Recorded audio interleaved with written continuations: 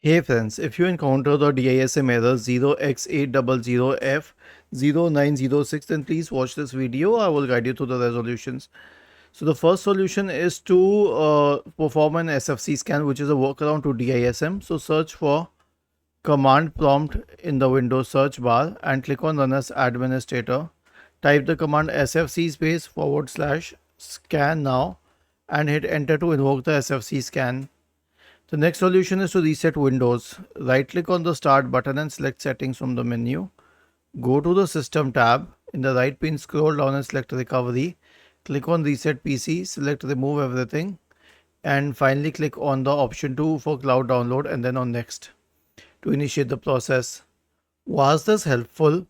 If yes, then please subscribe to the channel. If not, then let us know in the comment section of the video on how we could help you further. Thank you for watching this video and have a nice day.